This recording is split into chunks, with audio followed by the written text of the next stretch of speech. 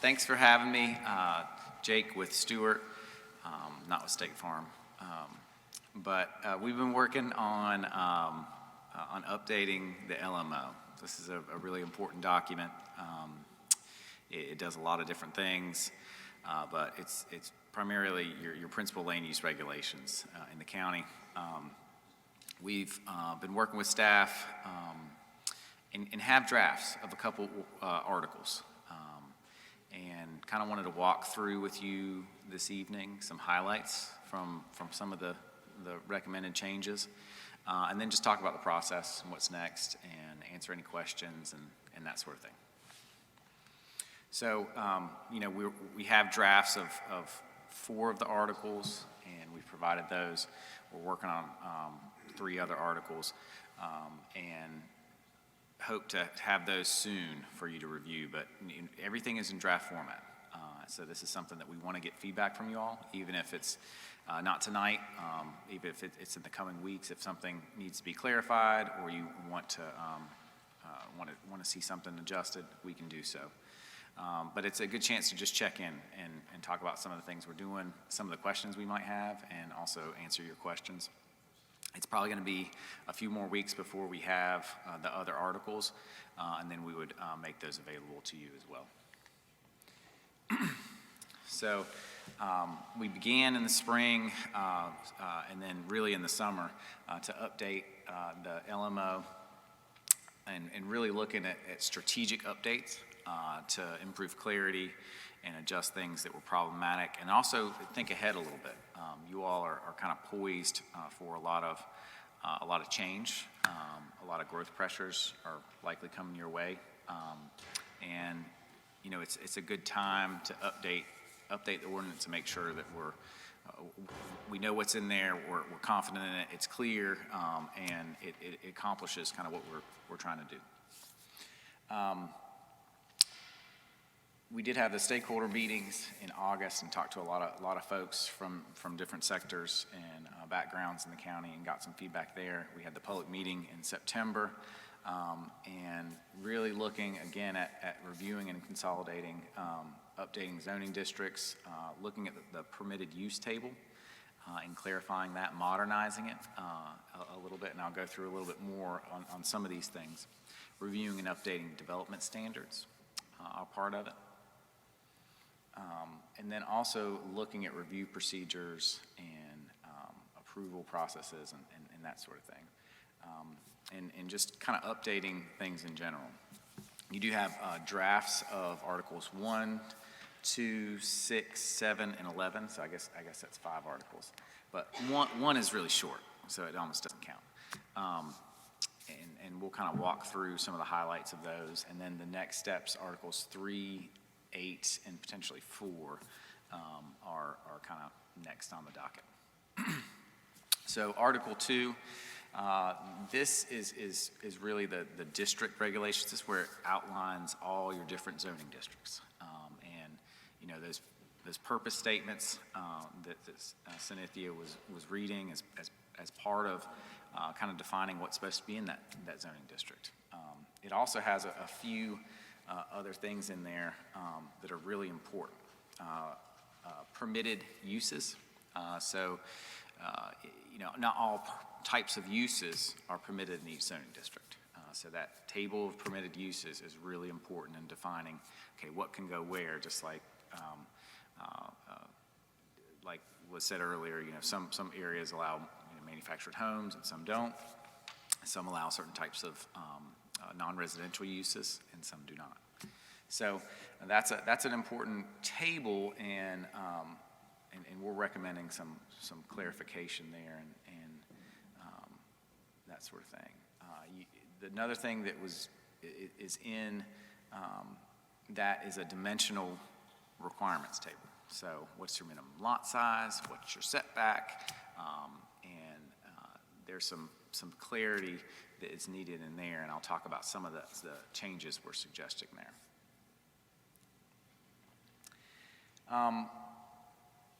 One of the things we did was there was a table in there that had all the permitted uses and also had the parking. So we're suggesting a reorganization and taking the parking and putting it in the parking article, so Article 6.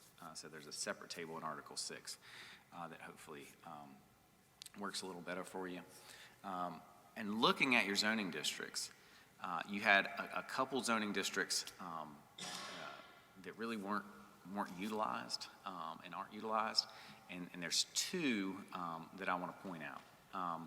One was a neighborhood conservation and stabilization overlay district that really was written, I think, to be address property maintenance and like almost like a junk ordinance, and we think that that's covered elsewhere in the code and not necessarily needed.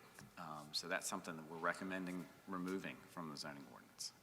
And that's an overlay district. It wasn't clearly defined in terms of where it was or what it really was for. So we are recommending removing that one. There was another one, RO district, the residential office district. In that district,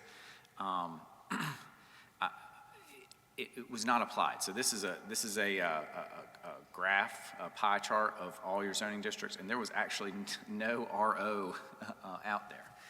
But we think with some changes, that RO district can be useful.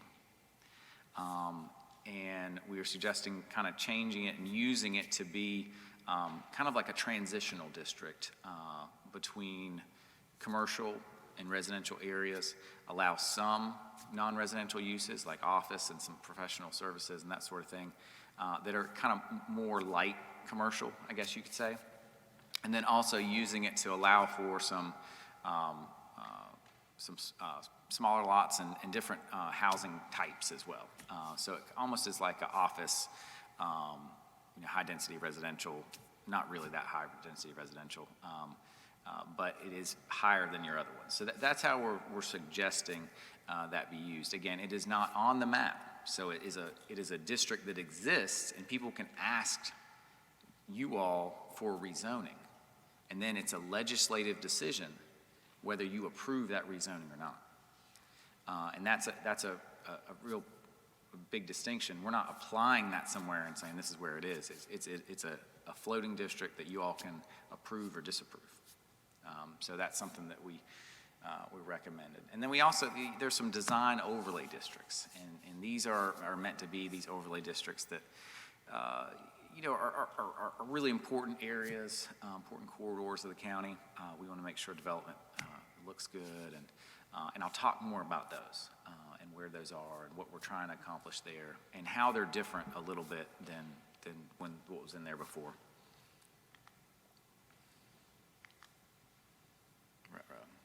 This is just a map if we need to go back and kind of talk through where the zoning districts are. But, one thing that you'll see, I can't see it on there, but the RD district is your kind of a rural development and resource development district, which is in the northwest.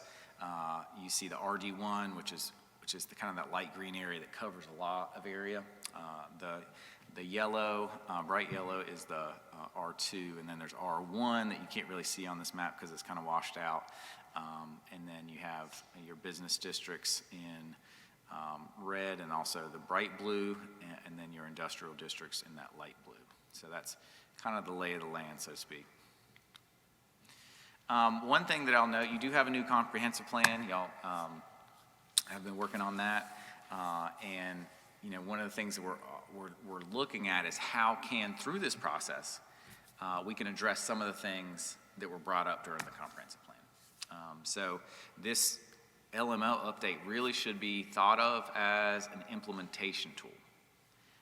You can't accomplish everything in the comp plan with this update, but it can be a way we move things forward that were recommended in the plan. A couple things that were recommended, encouraging development in certain areas, like near major roads and sewer infrastructure in commercial areas. Reviewing buffering around residential land uses to not create incompatible uses close by. So not necessarily saying no to a use, but thinking about that transition and thinking about what kind of buffers or setbacks or those things that are in place in order to reduce impacts to existing residential.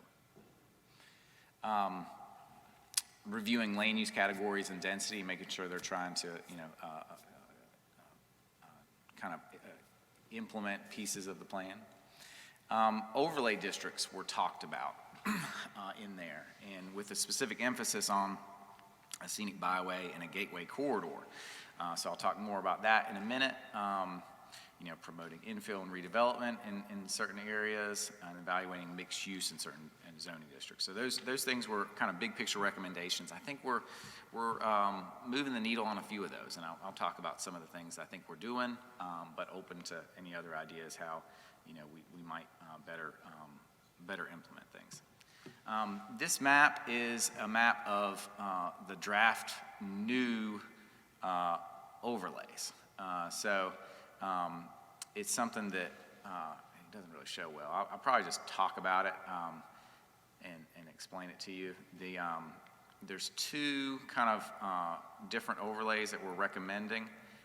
One is the Peach Road in 34, and actually the colors aren't quite right on this. So the Peach Road and SC 34, kind of from Winsboro to, from Winsboro to Ridgeway on 34, and then Peach Road corridor, pretty much from 321 to 77. That is one of the design overlay districts and that we're calling out. And you did have just one, and it covered a big area, all of 321, all of 21, and 34. And what we're saying is there's really two distinct corridors. One is a gateway corridor, which is really 34 and Peach Road, where we just want to make sure that development goes along there. Kind of have a nice frontage, as nice as you can. We're not really restricting uses that much, but with some plantings along the front edge and some incentives for some tree saves and that sort of thing, we think that will help kind of just create a nice corridor along Peach Road along SC 34. Kind of a light touch in terms of requirements. There were a lot of sections in that design overlay district that required an architectural review board and a bunch of things, and we kind of got rid of that and just focused on some basic standards. And then the other overlay is really 21, south of Ridgeway, and then also north of Ridgeway up to Camp Welfare Road, and that is part of the defined scenic byway. And that design overlay district is really just meant to kind of preserve the rural feel. Not allow some things like telecommunication towers and a couple other things, but preserving trees and making sure that stays as rural as possible and it accommodates development, but it kind of encouraging some tree save and some other things along there. So those are the two design overlay districts, and those are kind of the purpose of them in that section. Jake, can I jump in real quick? Mm-hmm. One of the reasons the design overlay was looked at too for Peach Road 34 and 21 is that also came up in the stakeholder meetings and in the public meeting that we had last fall, where residents had feedback about wanting to have some kind of buffers and some way to preserve the natural rural character and look of Fairfield. So that is something that came out of those stakeholder and public meetings. And I think the way it was mentioned in the comprehensive plan is that gateway, that 34 and Peach Road, it's an opportunity for industrial development and businesses and that sort of thing. But we kind of want to preserve, even if there's development, some sort of parkway atmosphere. So there's not just large parking lots with no trees, and there could be some industrial uses. So you could have lots of garages or that sort of thing, but at least there's some buffer, some plantings in the parking lot or some preservation of some trees along that edge. So it just softens the view a little bit. And the focus is really on the road frontage, not necessarily everything else. Yeah. I'm not operating any machines. But anyway, I don't know where to begin. First of all, the land management ordinance update that we're going in our land ordinance plan, how does it compare to the surrounding counties like Chester, Kershaw, Newberry, Richland counties?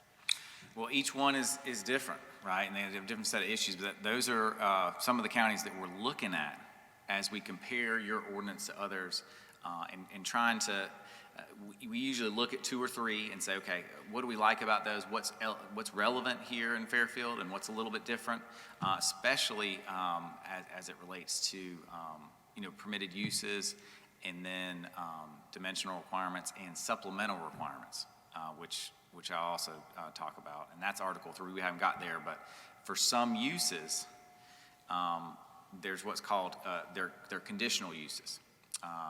They're not a yes or a no. They're, in certain districts, they're a yes, but, meaning that yes, you can have that use, but you got to do X, Y, and Z.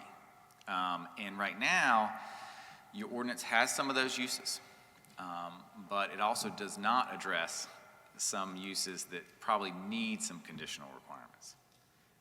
So, and that's a, it's a good way to allow, some flexibility on those uses, but also make sure that you're addressing, any impacts that might come out of those. So especially for those, we're looking at some of those and comparing kind of your ordinance to them. Now, back in 1860, the population of Fairfield County was around 25,000 people. Today, we are nowhere close. We're probably, 20,000 people according to the last census. This is a 600-plus square mile county, very large. A lot of trees and country and rolling hills, very pretty. In many instances, the Planning Commission is more concerned about the aesthetic beauty of the county and proper development, whereas County Council is more concerned about tax dollars. Okay, now we're at conflict, and there is a battle that's going to be brewing to try and keep the integrity of what we're talking about in place. And as long as we have people coming in and wanting to change the rezoning and for their own personal uses and so forth and all that other stuff, we're going to have a great problem in trying to handle that and keep to be honest with you, every time we do a approval, we are changing the land management plan. Changing the zoning map, yeah. Yeah, that's right, we're changing it. Yeah. And so there's a question as to how can we maintain the integrity of the ordinance plan and still promote growth and keep Fairfield County the way that most citizens who've lived here for most of their lives want to see it kept. Right. Yeah, and it's a constant battle. Every decision that comes before here, before this board and others, is you're trying to fight that battle. I think what we're trying to do is put some standards in here that allow some growth and development, but also protect some of the things that make this county special. And I think other things that we probably need to be talking about is, what other tools do you need? What other, especially when we talk about approval processes. And I think that, I'm going to touch on a couple things in here that I think try to address that balance. But that's something that, we can discuss a lot more. There is a rumor, and it's just a rumor, that the development from Richland County, from Blythewood on back, from Blythewood Road on the back way coming by the gold mine, that there is talk about consolidating Richland District 2 into Fairfield County schools and make it a dual educational district. And I'm not sure what kind of effect that's going to have on, that's why I brought up in the last meeting about the new high schools that are being projected to be built, and they're not going to be built in Richland County, it's going to be coming across the line. So this planning commission and the county has a battle to keep its integrity intact. And our land management plan should be able to accommodate if there is such a move to keep us ahead of the game, not behind the game. Yeah. I mean, that's kind of what we're doing is trying to prepare you for some things. And it's not, you know, it's a balance though, right? It's a balance between balancing property rights and ability to, you know, have some growth and development in the county. I mean, because I think that, you know, you all, for a long time, you haven't had that. So some of it is probably good if it's in the right places and if it adds value long term. But then in other places, you do want to kind of have a more growth management approach, you know, and keep things more like they are. So that's what we're trying to give you some tools on. And let me go through a couple more slides because I think we're trying to kind of walk that line, and I'll show you how. So the Article 2 also has a table of permitted uses, and this is kind of outlines all the different districts and whether those uses are permitted. P means permitted, N means not permitted, and then C means that yes but is conditionally permitted. So whenever you see that C, there should be some supplemental standards that come in, maybe in certain districts that are allowing that use, but you got to meet some other criteria. So your previous table of permitted uses went by NAICS code for businesses, and that's something that is used to classify businesses, and we think it was a little bit too complicated. It had a lot of businesses in there, a lot of different uses that you're never going to see in this county. A lot of them are antiquated. So you'll see in the new table of permitted uses, we kind of reorganized some things based on, you know, bigger categories that kind of made sense, like household living, and you know, big types of you know, public and institutional uses, commercial uses, that sort of thing, industrial uses, so that you kind of knew your way around a little bit more and weren't hunting through, you know, those 137 NAICS codes and figuring out what it is. So hopefully it's simpler, it's more intuitive, and we also added a couple uses that weren't in there that you probably needed, you know, and those things like a mixed-use building, you know, daycare center, and clarifying kind of some other uses as well. You know, we deleted a lot of uses that were duplicative. I mean, you know, some things were really difficult for you all to know what's, you know, how to classify something. And also, it's color-coded and that sort of thing, so hopefully that helps. Now, another key table, so that was table 1, that table of permitted uses, and we can kind of talk about, you know, individual uses and all that, but I kind of want to give you a broad overview first. Dimensional requirements table is table 2. This is where it outlines your minimum lot size for each district. It outlines building setbacks, front setbacks, and side setbacks, and rear setbacks based on the type of street that it fronts. This is something that's really important. Changes that were made here, not really big changes. One, for clarity, it did have lot size measured in that per 1,000 square feet. So we just kind of got rid of that and just calling it what it is. 15,000 square feet as the minimum lot size for R1 and 10,000 square foot for R2 and that sort of thing. Widths, there were some minor adjustments to widths. For instance, R1, there was a minimum width of 80 feet. We changed that to 75 because it was a more logical size given the minimum lot size there. We also clarified a lot of the footnotes. A lot of the footnotes did not actually make sense, and it was hard to interpret. So hopefully those footnotes are going to be easier. We also removed, there was a setback from rivers, creeks, water bodies. Really, that's a stream buffer requirement, and we're moving that to Article 4, where it talks about other types of buffers, just because it makes sense. It doesn't need to go in the dimensional requirements table. It's not really a setback. It's really something that's meant for environmental protection. So we moved that one. There are a couple things in this table that are important.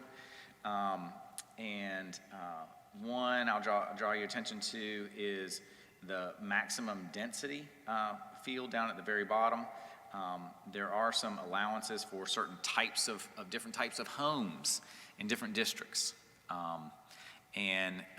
Those types of homes don't necessarily have the same lot sizes. So we're going to have some more standards for when you go from a single family home to like a duplex or a townhome in Article 3 that talks about supplemental standards. You already had some supplemental standards for multifamily and for townhomes, but we need to talk about some other types of homes. Duplexes and quadplexes and triplexes, tiny home villages, things like that might be in your future, right? And if you don't have standards, then we don't know if it's going to be permitted or not. So it leads to kind of confusion, and what we want is a consistent interpretation. So someone comes in today and they get an interpretation based on the code, and they come in a month from now and it's the same interpretation because the code is clear. So that's what we're going for. And also trying to address some things that we think people are going to be wanting to propose. So that's important. No, go ahead. If you have a setback, is it very clear in there that if a subdivision is bordering on a highway, that the highway has a 60 feet dimension, where does the setback start if you have a highway? The center of the road is 30 feet on both sides. It starts at the property line. Okay, at the property Okay, line. and that's something that needs to be. Is that in there? Yes, it is. Okay. It's in this table, but it's also added to the setback definition in Article 11, which that was a missing piece. It was not clearly defined, and we need to define that. Okay. So the road would be, if it's in the center of the road is 30 feet and it's coming back, that would be part of the. It matters where the edge of the right-of-way is in the beginning of the property. It doesn't matter how big the road is, how many lanes, nothing. It just matters where the edge of the property is. Okay. Yeah. That maximum density field there is important because there was also some lack in clarity. There's a conservation design option, which I'll talk about in a minute, where you can, if you preserve a certain amount of open space, you can have some flexibility in lot size.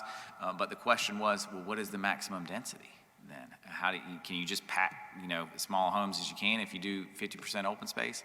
And the question is, there needs to be a governor of some sort, and that's maximum density. There might need to be some other governors, but we can kind of talk about that. So those are some of the big things on the dimensional requirements table. Article 6, parking and loading. Not like too much here. We moved the parking requirements from earlier, and it's a separate table, hopefully simpler in logical kind of classifications. We created that table of off-street parking. Reviews and revised minimum parking standards. There were some requirements for non-residential uses for businesses that we actually lowered a little bit. Yours wasn't too bad. Some ordinances are a little bit excessive in terms of parking requirements, and yours aren't. But we did change a few of them and just relaxed a few of them, and with the idea being that a business is likely to provide enough parking for their business. And as long as you stipulate you cannot park on the road right away, they're gonna do what's right probably. So we shouldn't be arbitrarily, forcing them to spend hundreds of thousands of dollars on parking that might not be used. There's an implication on that. There's water quality implications, and it doesn't really help your tax value. I can tell you that. If you're not getting a bunch of taxes from parking spots. I'd much rather them spend money on landscaping or money on a building and make it prettier or something than just build parking spaces that aren't going to be used. So that was something. I mean, you could do more of that. We clarified some calculation of parking requirements as well. So that's a big one. Design standards. So it wasn't really clear when you require a paved parking lot. And we thought it would be a good idea if you clarified that and said just if you need 20 spaces according to the table, then you need to pave it. Otherwise, it just needs to be maintained in a dust-free manner and some basic things like that. Now, that threshold for 20 spaces, you may think that's too high or that's too low or whatever. That's open to discussion, but that's what we kind of arrived at, with the idea being that I think we require in the new table 1 space per 500 square foot for like a retail establishment.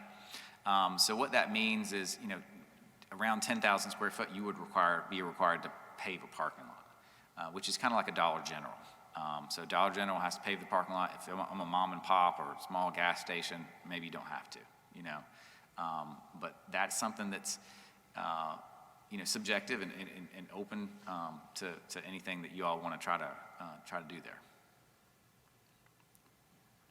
Accessible parking spaces, ADA handicap spaces. We need to clarify a little bit of what was in there, just to make sure that we're doing what we can to improve accessibility long term and meet federal requirements. So that was important. Storage of campers and recreational vehicles.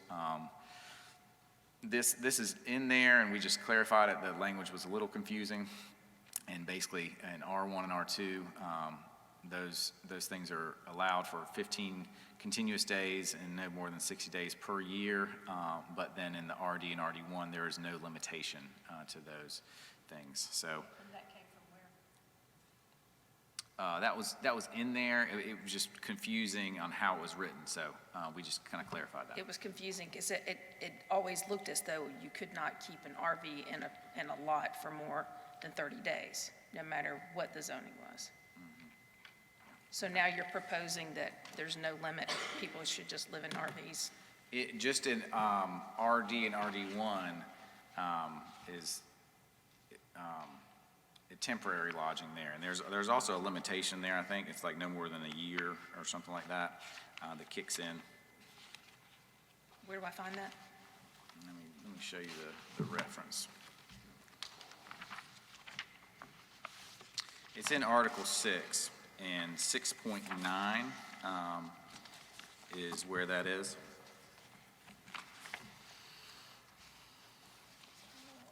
Let's see here.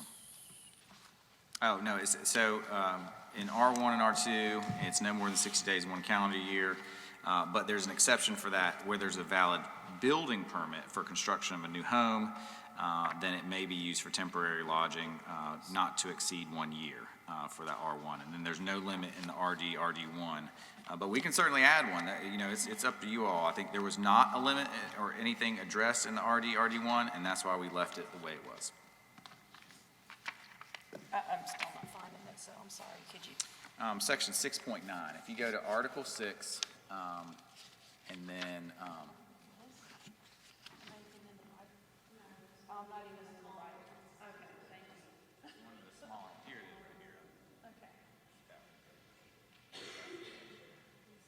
so if you find, It's just past this information.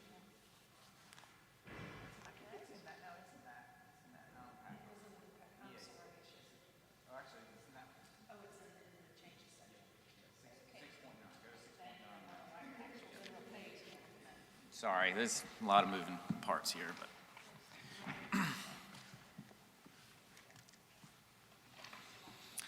Did we address the RV campgrounds in Fairfield County as to the requirements for that? I think the best way to do that is to set it up in Article 3 with conditional standards for those. And That's not done. Well, we don't have the draft yet. Okay. We're working on it, but I'll make a note and make sure that we do address it.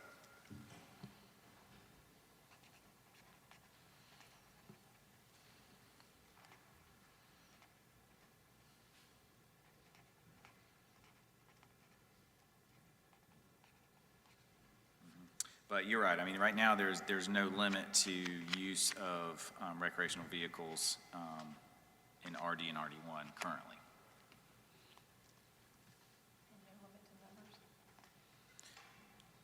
Numbers? I think once you get beyond a certain point, you would have to meet the, conditional requirements for RV park. I think we do need to specify that. Yeah.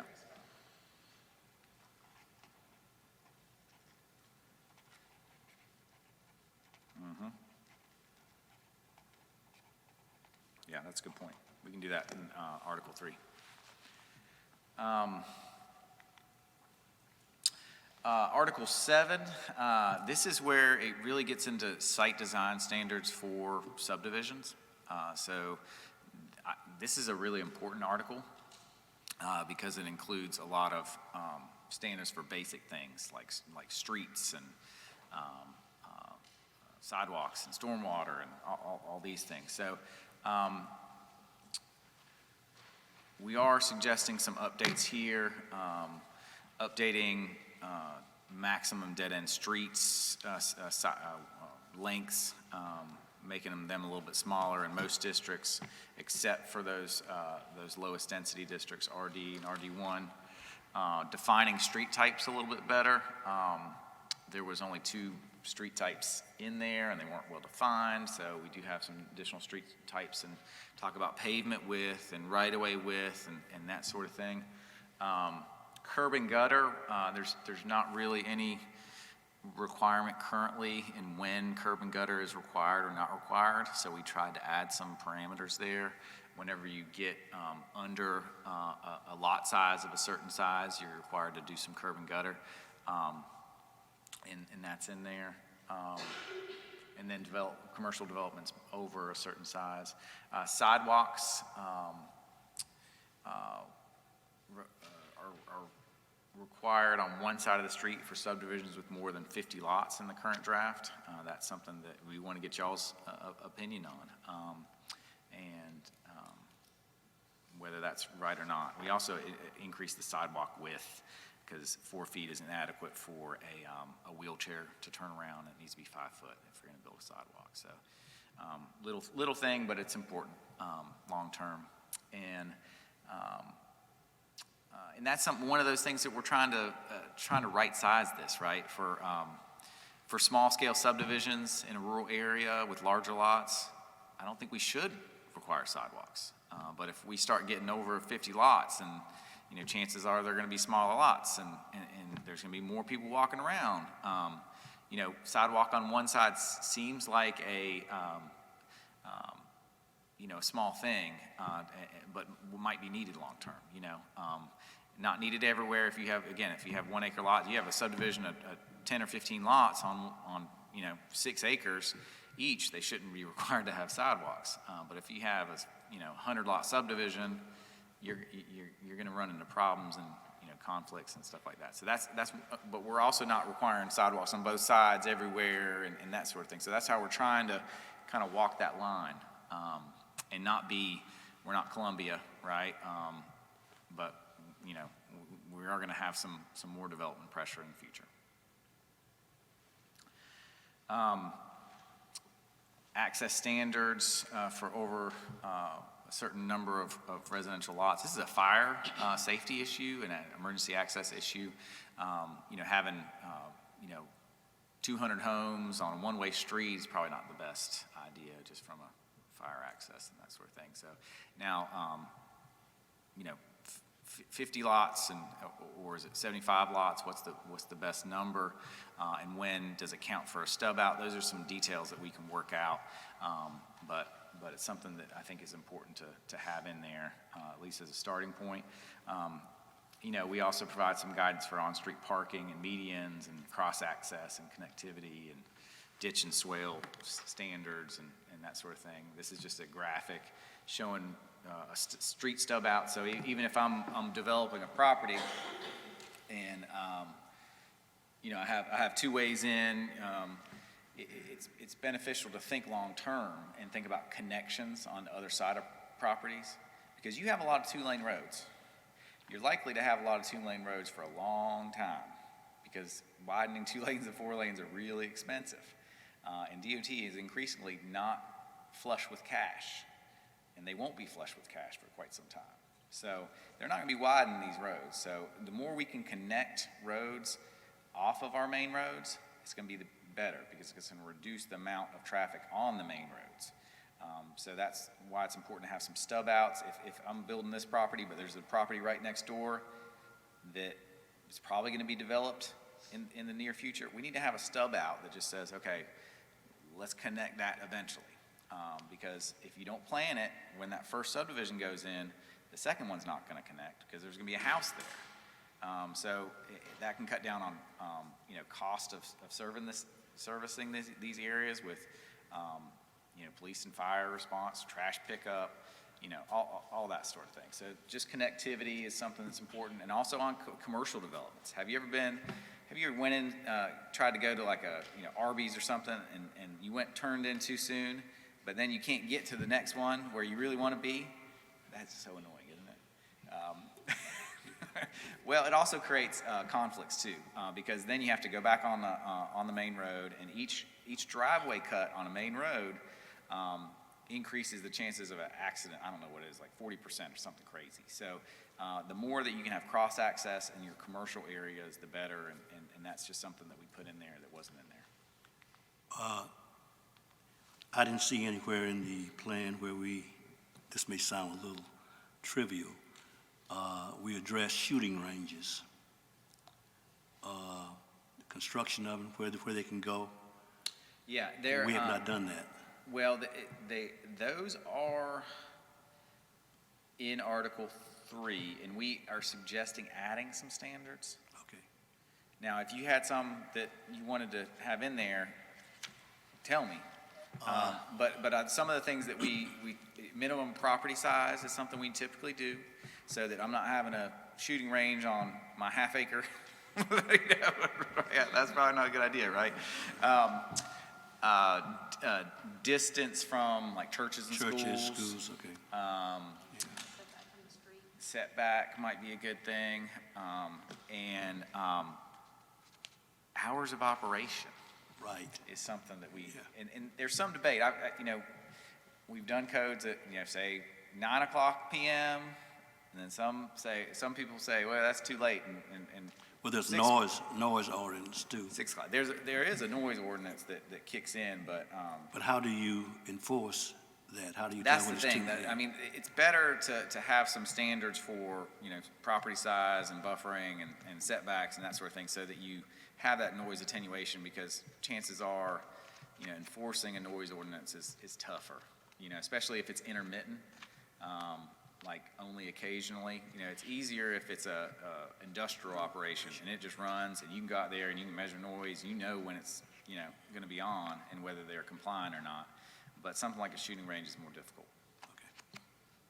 But yeah, there'll be some of that in Article 3. Another thing that's in there, Article 7, is a provision for site design standards for conservation subdivisions. And I don't know how much y'all know about this allowance in the code, but basically it says, your dimensional standards, we can have some flexibility with them, so lot size and that sort of thing, if you meet these standards for conservation subdivision design, which is 40% open space. So they preserve 40% of the land and concentrate development away from the natural resources. And this is something that is kind of progressive. Honestly, I was kind of surprised to see it in your ordinance, and I think it's a good thing, because it can be part of balancing your rural character and allowing some growth and development. And I think there's a lot of studies that have been done on this. I'm a real big fan of Randall Arendt. He wrote this book, Rural by Design. And look it up if you want to know more about it. It's a great book.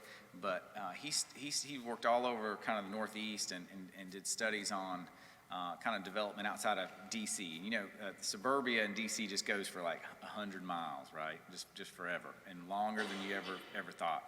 And they found that, requiring some arbitrary size lot, like, I don't know, an acre lot or 30,000 square foot or 20,000 square foot, it didn't really stop suburban sprawl.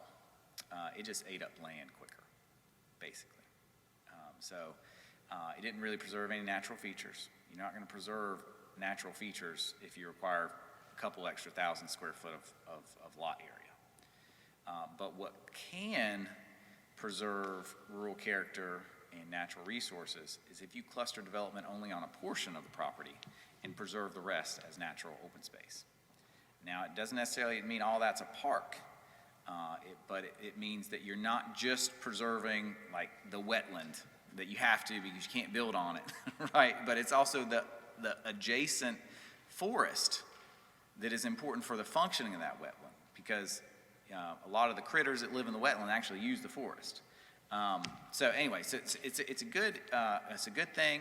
I think it's important to keep, but like I said, we did need to have a maximum density, overall gross density, that is now in there, and it's based on zoning district.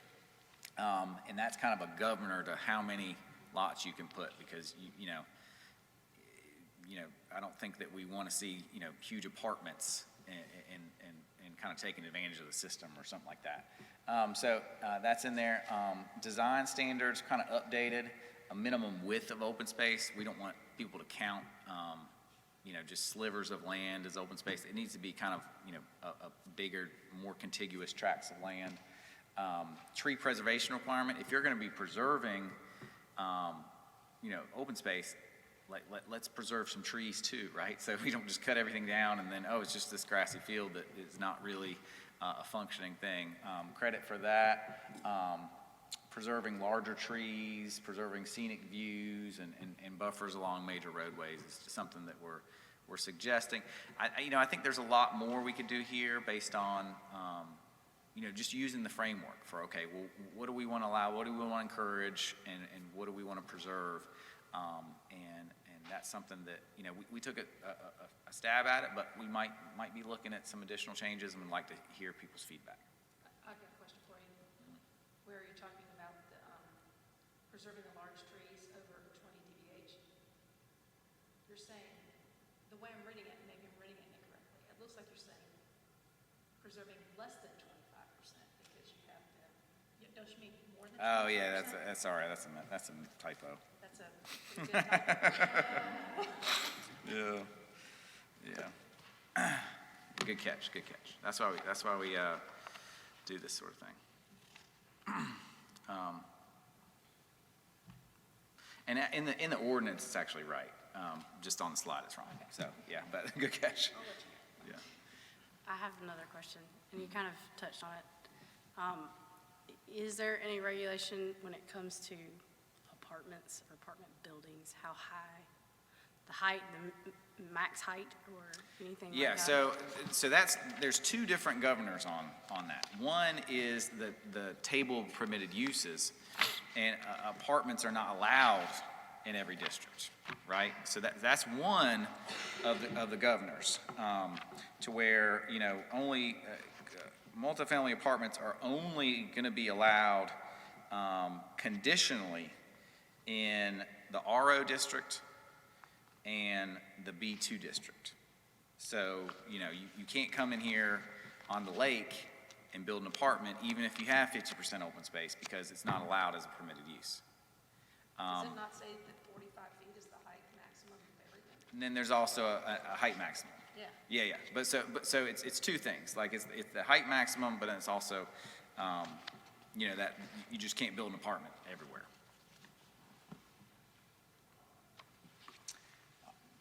Happy to talk more about that.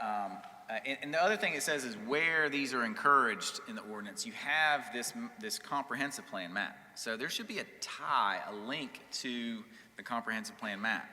And what we're saying in the ordinance is in some of these areas on the map, you should encourage this sort of thing. I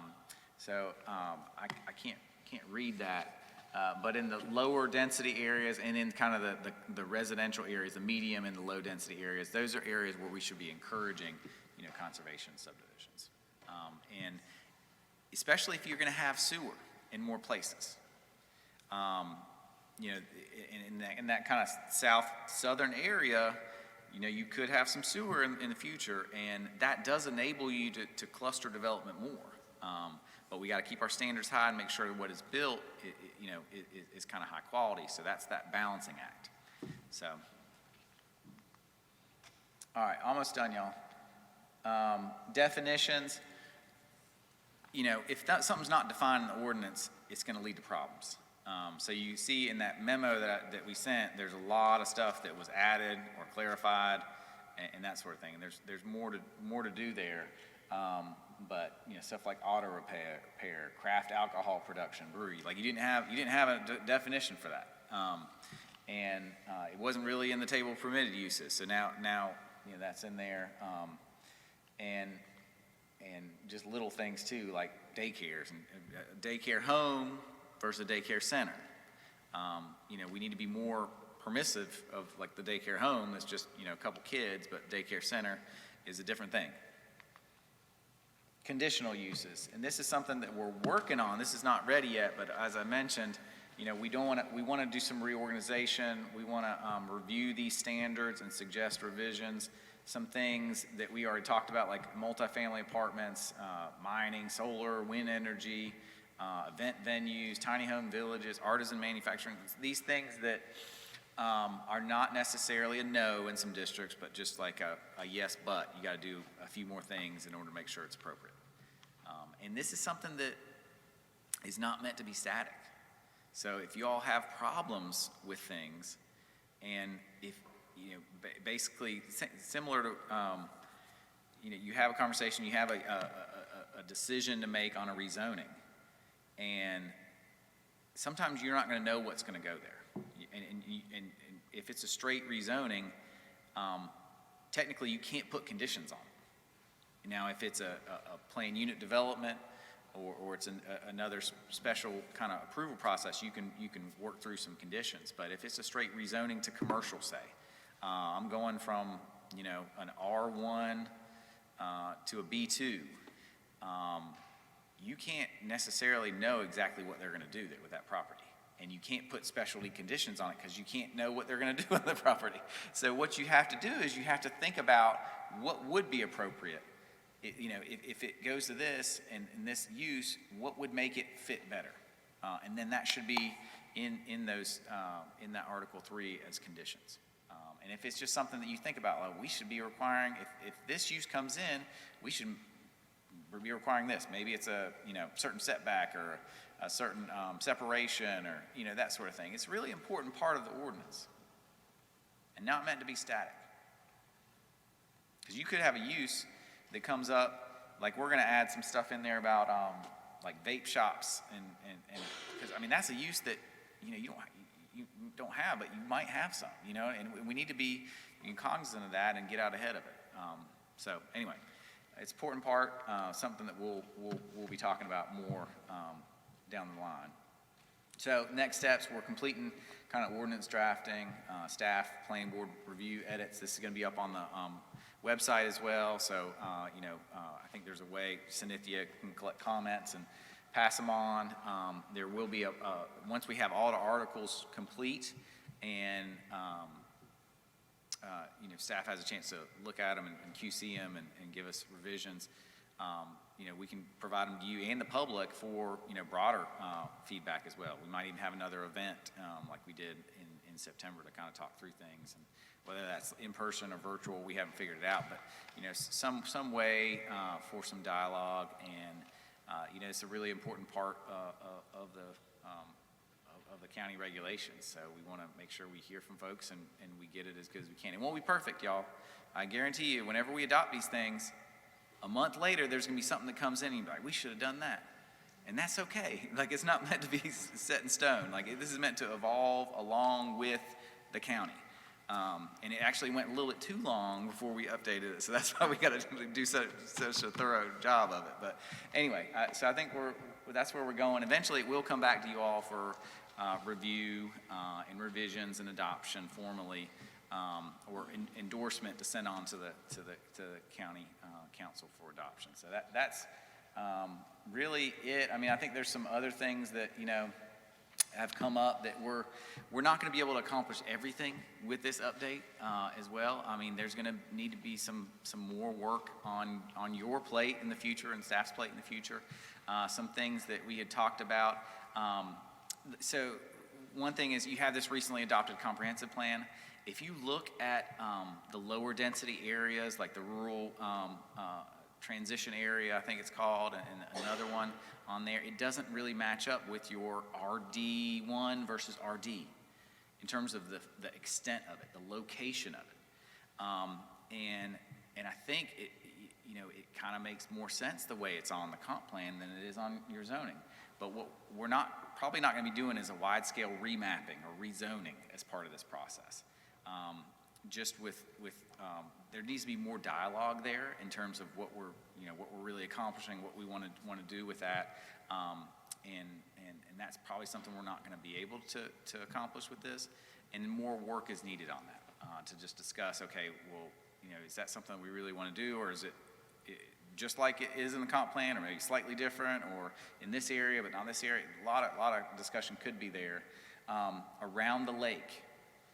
There is a lot of kind of differences between lakeside development that's R1 and then other areas that are R1. And there's different, contexts, a lot of different kind of environmental constraints, all that. There could be a lakeside residential district that is different than R1 and that recognizes the differences. But that's one thing that we're probably not going to address with this code update. There probably needs to be more talk. There might even need to be a small area plan just for the lake area. It just says, okay, what is going on here? What are the goals that we want to accomplish long term? From a bunch of different stuff, not just zoning, but county services or Parks and Rec, other things too. So that might be something that's a future. And then just stuff that comes up during this, know that we can address some things in this code update, and then some things are going to be for future work. That's just, some things might take a little bit longer, might be kind of phase 2. So that's it. That's all I got, but happy to kind of talk more about some specifics. Thank you. Any other comments or questions? Is there anything that addresses encouraging folks to properly restore historic properties, or is that not? Well, typically, that's more in the cities, because there's a greater concentration of historic structures in town limits than the county limits.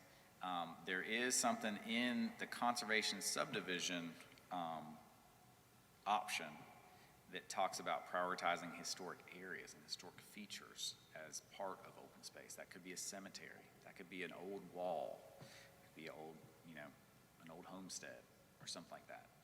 So that is one way we are doing it, but there's nothing specifically targeted about historic structures in the county. That's something we can look into, though, and see if there's anything we could do in this or other ways. It just seems that if something's on the National Historic Register, it should trigger special requirements, I think. And it doesn't. No, it's only if you have a local historic district. Again, most of those are in towns, but I have seen some in counties.